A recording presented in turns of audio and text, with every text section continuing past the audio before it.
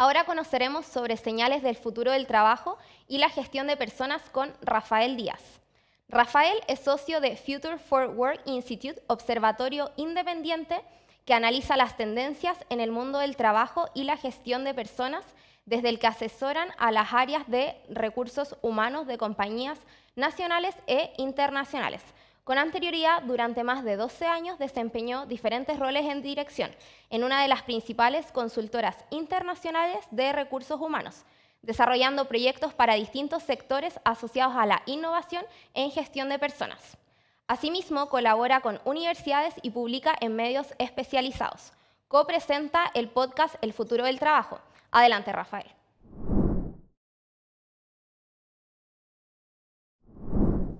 Muchas gracias, Belén, por la presentación.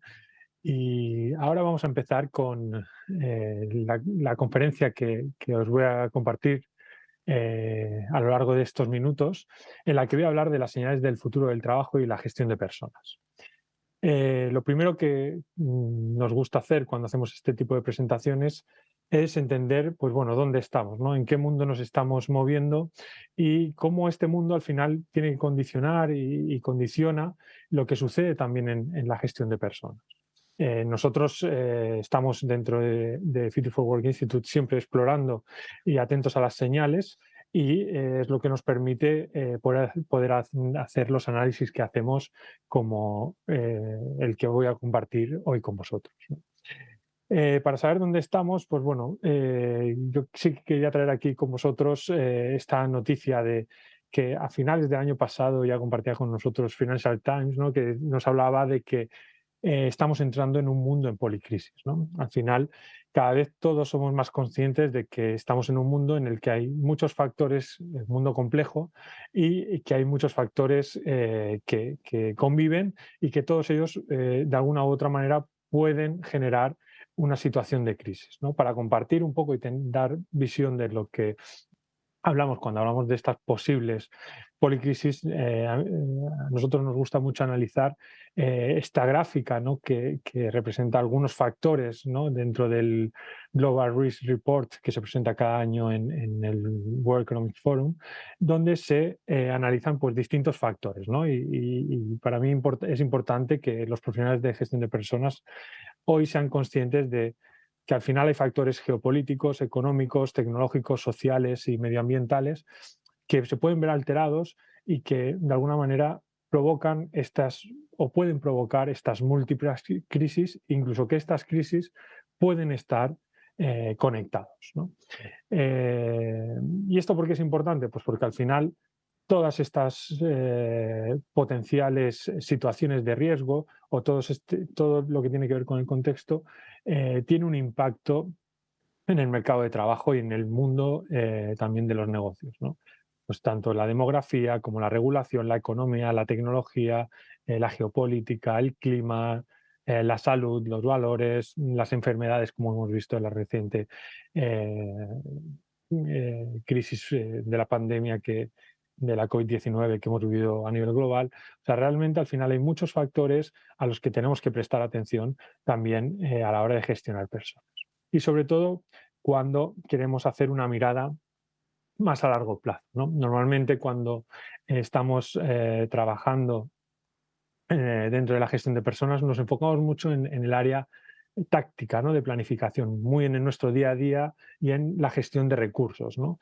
Pero sí que creemos que es importante tener una visión mucho más a largo plazo, ¿no? De esta perspectiva más estratégica o conceptual. Por un lado, trabajando en lo que tiene que ver con la planificación estratégica de trabajo y, por supuesto, en lo que es el futuro del trabajo, ¿no? En todo aquello que puede ir viniendo y que de alguna manera se va condicionando desde las decisiones que estamos tomando hoy, ¿no? Y desde este enfoque es en el que nosotros enmarcamos todas estas señales. Hoy no traigo todas las señales porque necesitaríamos más tiempo del que tenemos de la presentación de hoy, pero sí que he querido recopilar algunas señales que creo que son las que al final a todos nos están llegando de una u otra manera a nivel global y que creo que es importante también empezar a ordenarles y prestarle atención, también para identificar cómo todo esto está construyendo pues bueno, el mundo del trabajo al que nos adentramos, ¿no? Y los retos a los que nos tenemos que enfrentar en la gestión de personas. ¿Y cuáles son estas señales o estas tendencias generales que estamos identificando?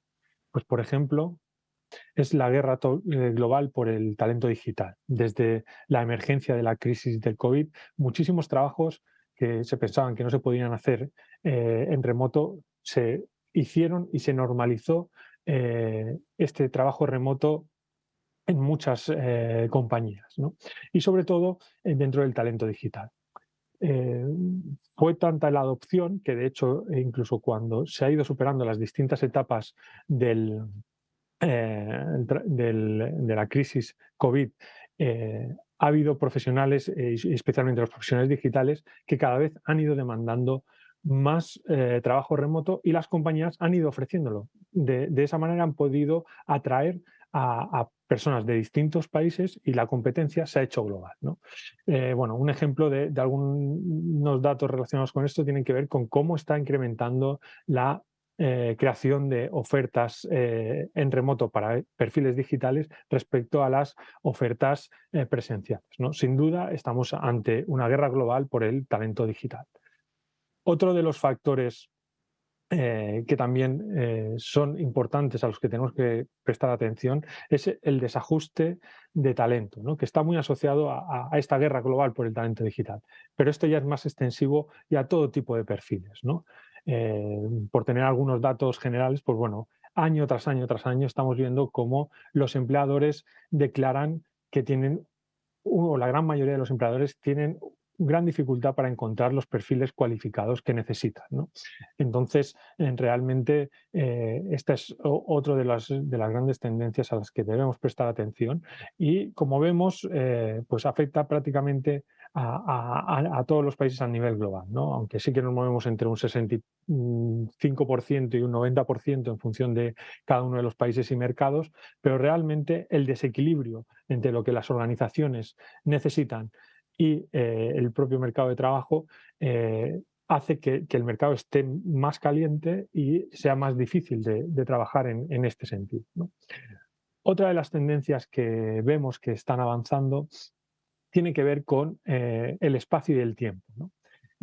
También derivado pues, de todo lo que hemos vivido en los últimos años, la concepción del espacio de trabajo y del tiempo de trabajo se está viendo por lo menos cuestionada, ¿no?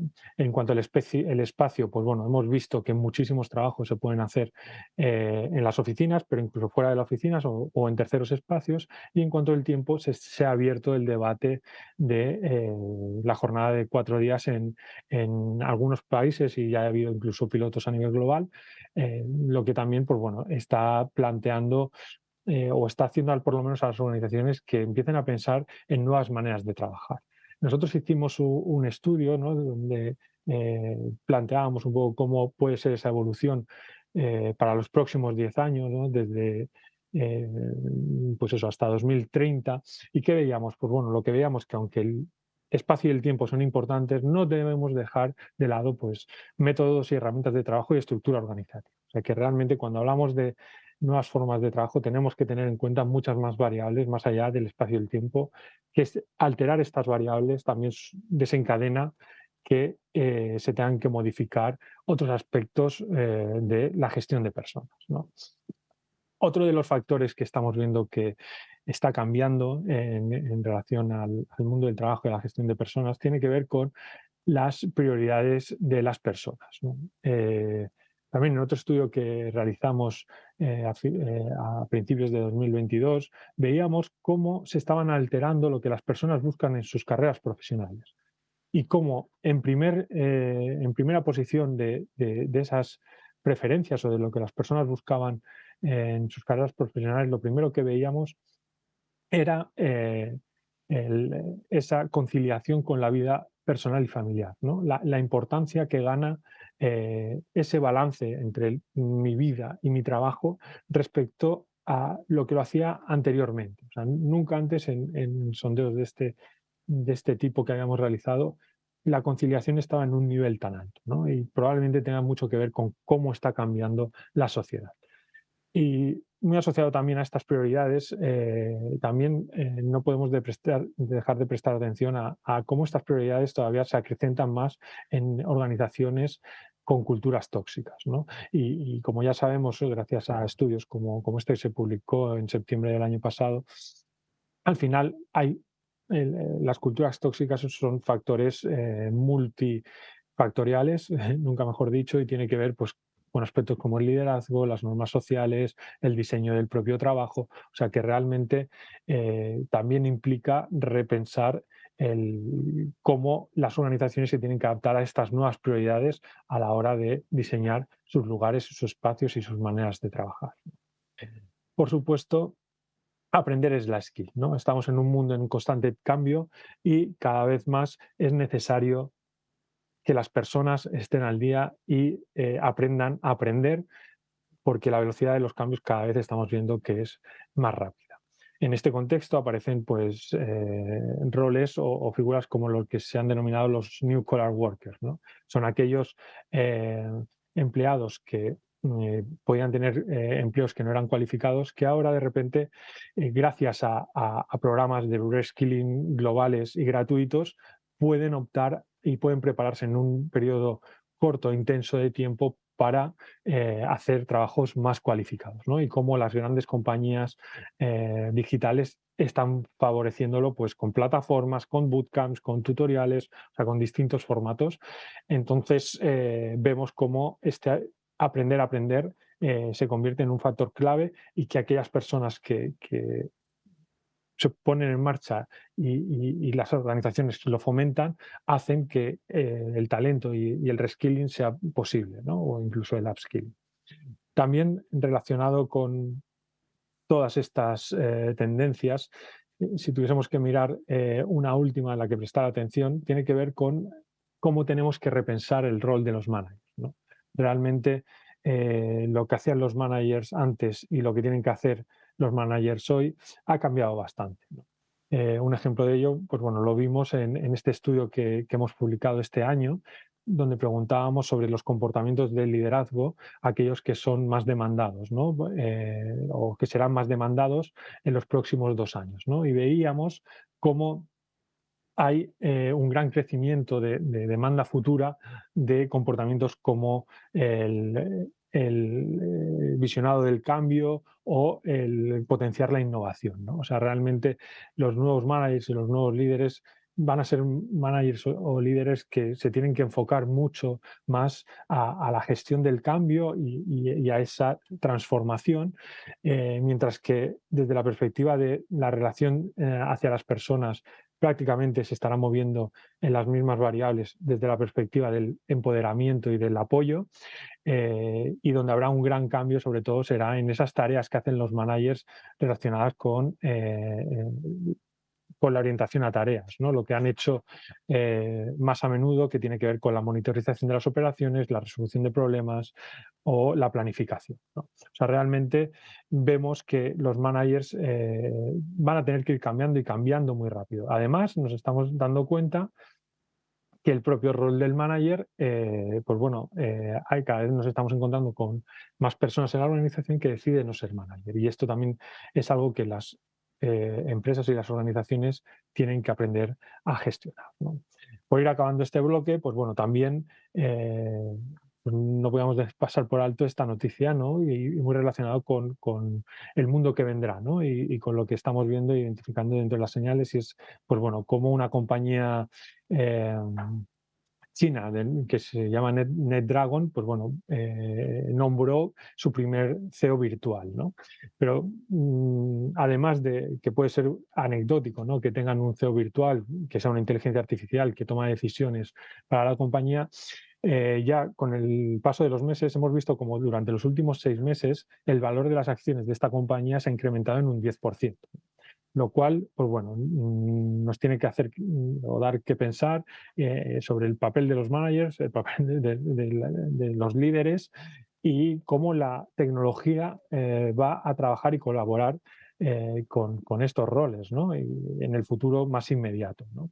Y ya para acabar este bloque, pues bueno, no podía dejar de hablar sin duda de la señal que creo que es a la que tenemos que prestar más atención actualmente, ¿no? Y tiene que ver mucho con la llegada de los modelos amplios de lenguaje, ¿no? Basados en transformadores, como seguramente habéis oído el GPT-4, que es el que hay pues, detrás de ChatGPT, ¿no? Que seguramente casi todos vosotros conocéis.